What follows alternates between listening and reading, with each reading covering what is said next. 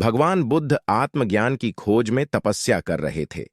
उनके मन में विभिन्न प्रकार के प्रश्न उमड़ते रहे थे। उन्हें प्रश्नों का उत्तर चाहिए था, लेकिन अनेक प्रयासों के बाद भी उन्हें सफलता नहीं मिली। वे आत्मज्ञान की प्राप्ति के लिए कठोर तपस्या करने लगे। अनेक कष्ट सहन किए, कई स्थानों की यात्राएं कीं, परंतु जो समाधान उन्हें चाहिए था वह उन्हें मिला नहीं। एक दिन उनके मन में कुछ निराशा का संचार हुआ।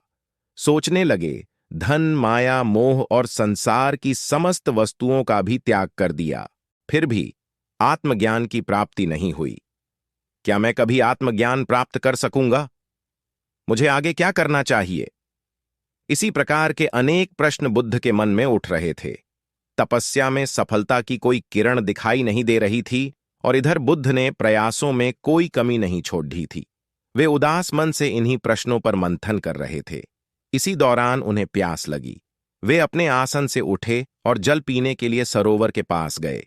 वहां उन्होंने एक अद्भुत दृश्य देखा। एक गिलहरी मुंह में कोई फल लिए सरोवर के पास आई। फल उससे छूटकर सरोवर में गिर गया। गिलहरी ने देखा, फल पानी की गहराई में जा रहा है। गिलहरी ने पानी में छलांग लगी दी। उसने अपना शरीर पानी में भिगोया और बाहर आ गई। बाहर आकर उसने अपने शरीर पर लगा पानी झाड़ दिया और पुनः सरोवर में कूद गई। उसने यह क्रम जारी रखा। बुद्ध उसे देख रहे थे, लेकिन गिलहरी इस बात से अनजान थी। वह लगातार अपने काम में जुटी रही। बुद्ध सोचने लगे, ये कैसी गिलहरी है? सरोवर का जल यह कभी नहीं सुखा सकेगी, लेकिन इसने हिम्मत नहीं हारी। यह पूरी शक्ति लगाकर सरोवर को खाली करने में जुटी है। अचानक बुद्ध के मन में एक विचार का उदय हुआ। यह तो गिलहरी है, फिर भी अपने लक्ष्य को प्राप्त करने में जुटी है। मैं तो मनुष्य हूं।